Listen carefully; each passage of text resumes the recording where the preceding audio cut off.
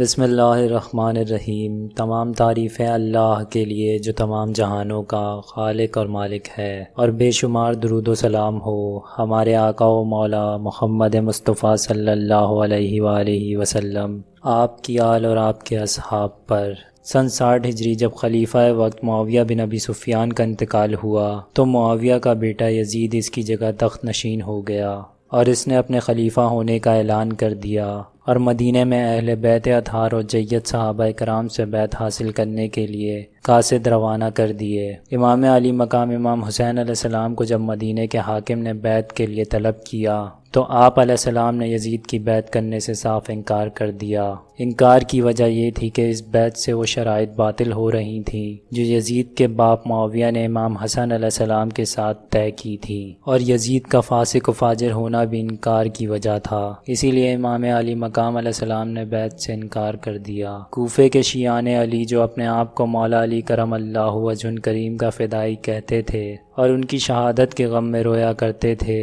انہیں جب یہ پتہ لگا کہ مدینہ میں امام حسین علیہ السلام نے یزید کی بیعت سے انکار کر دیا ہے تو انہوں نے یہ منصوبہ بنایا کہ کیوں نہ امام حسین علیہ السلام کو کوفہ بلا کر ان کی سربراہی میں یزید کے خلاف جنگ کی جائے۔ لہٰذا کوفے کے شیعوں نے اپنے منصوبے پر عمل درآمد کرنا شروع کر دیا اور امام حسین کی طرف بلاوے کے خطوط بھیجنا شروع کر دیے۔ امام حسین کے پاس روزانہ کوفے سے قاصد آتے اور آپ علیہ السلام کو کوفہ آنے کی دعوت دے کر جاتے، پر امام حسین علیہ السلام نے ان کے بلاوے اور خطوط پر سنجیدگی کا اظہار نہیں کیا، کیونکہ آپ علیہ السلام اپنے بابا کے شیعوں کی زبان اور وفاداری سے بخوبی واقف تھے، اور یہ جانتے تھے کہ یہ لوگ میرا بھی ساتھ چھوڑ دیں گے، جس طرح انہوں نے میرے بابا علی اور بھائی حسن علیہ السلام کا ساتھ چھوڑ دیا تھا۔ جب کوفے کے شیعان علی کو اس بات کا احساس ہونے لگا کہ ان کے خطوط اور ان کی دعوت کو امام حسین علیہ السلام سنجیدہ نہیں لے رہے، تو انہوں نے خط کے موضوعات کو نہایت جذباتیت سے بھر دیا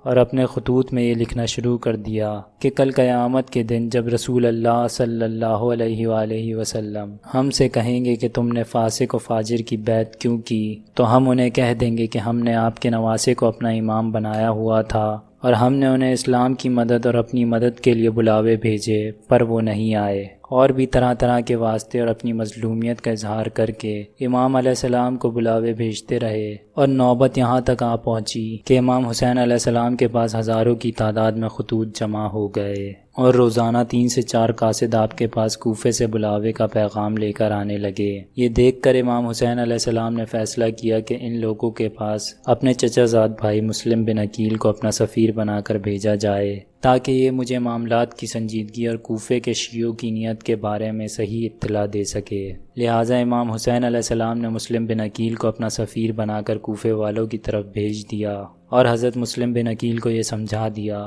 کہ اگر تم ان لوگوں میں سنجیدگی دیکھو کہ وہ واقعی میرے طالب ہیں تو مجھے خط لکھ کر اطلاع کر دینا۔ مسلم بن عقیل کا کوفہ پہنچنا تھا کہ کوفے کے شیعوں نے آپ کی بے پناہ خدمت اور عزت افزائی شروع کر دی، اور کم و بیش 18,000 شیعان علی نے مسلم بن عقیل کے ہاتھ پر بیعت کی اور امام حسین علیہ السلام پر اپنے جان و مال قربان کرنے کا وعدہ کیا۔ حضرت مسلم بن عقیل ان کی دیانت اور امام حسین علیہ السلام کے ساتھ وفاداری دیکھ رہے تھے، پر آپ کوئی فیصلہ نہیں کر پا رہے تھے، اور آپ کا دل امام حسین علیہ السلام کو خط لکھ کر بلانے پر آمادہ نہیں ہو رہا تھا۔ کوفے کے شیعوں نے جب یہ دیکھا کہ مسلم ہم سے بیعت لے چکے ہیں اور ہمیں امام حسین علیہ السلام کے کوفے آنے یا نہ آنے کی اطلاع نہیں دے رہے، تو یہ سب جمع ہو کر حضرت مسلم بن عقیل کے پاس آئے اور روتے روتے یہ کہنے لگے کہ آپ ہمارے امام کو ہمارے پاس آنے کا کہہ دیں، ہم اپنی غلطیاں دوبارہ ہرگز نہیں دہرائیں گے۔ حضرت مسلم بن عقیل ان کا اس قدر اصرار دیکھ کر رنجیدہ ہو گئے، اور آپ نے امام حسین علیہ السلام کی طرف خط روانہ کر دیا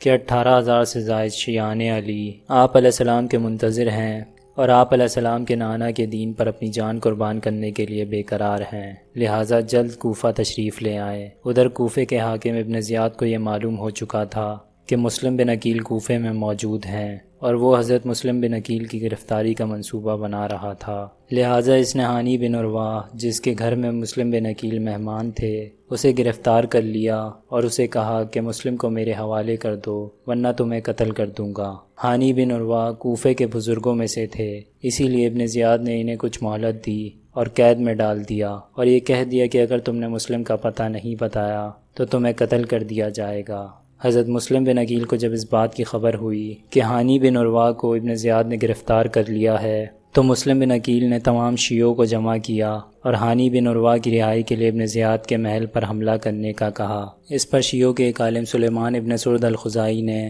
مسلم بن عقیل کی مخالفت کر دی اور کہا کہ جب تک امام حسین علیہ السلام کوفے تشریف نہیں لاتے ہمارے لیے جنگ کرنا مکروہ ہے۔ آپ کرنا چاہتے ہیں تو کر لیں، پر اس جنگ میں ہم آپ کا ساتھ نہیں دے سکتے۔ خیر، حضرت مسلم بن عقیل نے بنا تاخیر کیے باقی شیعوں کو اپنے ساتھ لیا اور ابن زیاد کے محل کو گھیر لیا۔ ابن زیاد نے جب شیعوں کی اتنی تعداد دیکھی تو وہ پریشان ہو گیا اور اس نے مسلم بن عقیل کو تنہا کرنے کے لیے ایک منصوبہ تیار کیا اور کوفے کے بیت المال میں جتنا سونا چاندی تھا سب اپنے پاس منگوا لیا اور محل کے تمام خادموں کو یہ حکم دے دیا کہ یہ سونا چاندی مسلم کے ساتھیوں میں بانٹو اور انہیں اپنے گھر جانے کے لیے کہو، اور انہیں یہ بھی کہہ دو کہ یزید کا لشکر کوفہ آ رہا ہے، لہٰذا تمہارا ہم سے جنگ کرنا بیکار جائے گا۔ ابن زیاد کی اس ترکیب پر عمل ہونا تھا کہ حضرت مسلم بن عقیل کے ساتھیوں میں کمی واقع ہونا شروع ہو گئی اور سارے شیعان علی جنہوں نے آپ علیہ السلام کے ہاتھ پر بیعت کی تھی آپ کو اکیلا چھوڑ کر اپنے اپنے گھروں کو چلے گئے۔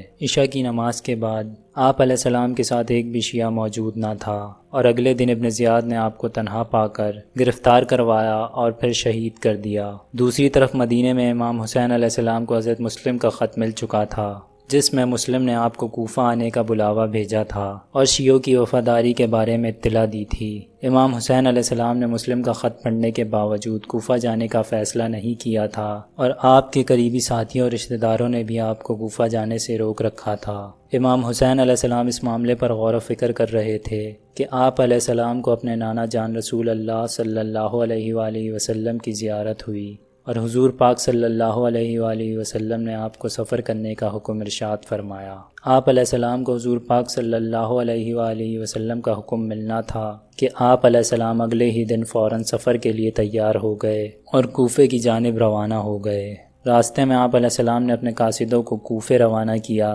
تاکہ وہ آپ علیہ السلام کی آمد کی اطلاع کوفے کے شیعوں کو دے دیں، پر آپ علیہ السلام کا کوئی بھی قاصد واپس لوٹ کر آپ کے پاس نہیں آیا، کیونکہ امام حسین علیہ السلام کا قاصد جیسے ہی کوفے میں داخل ہوتا اسے ابن زیاد کے پاس لے جایا جاتا اور اسے قتل کر دیا جاتا۔ امام حسین علیہ السلام اپنے اہل بیت اور ساتھیوں کے ہمراہ سرزمین عراق تک پہنچ گئے۔ وہاں آپ علیہ السلام کو کوفے سے آتے ہوئے ایک مسافر نے حضرت مسلم بن عقیل اور ہانی بن عروہ کی شہادت کی خبر دی۔ امام علی مقام کو اس بات کا اندازہ ہو گیا تھا کہ اب کوفے میں ان کا کوئی بھی منتظر نہیں، پر امام علیہ السلام نے اپنا سفر جاری رکھا اور آپ علیہ السلام سرزمین کربلا تک آ پہنچے، جہاں حضرت حر سے آپ کی ملاقات ہوئی۔ حر نے آپ علیہ السلام کو کہا کہ کوفے میں اب آپ کا کوئی بھی منتظر نہیں، سارے شیعان علی نے یزید کی بیعت کر لی ہے۔ یزیدی لشکر نے آپ علیہ السلام اور آپ کے ساتھیوں کو چاروں طرف سے گھیر لیا تھا اور یزیدی لشکر کے سپہ سالار نے امام حسین کو یہ بات کہہ دی تھی کہ اب آپ کے پاس دو راستے ہیں، یا تو آپ یزید کی بیعت کریں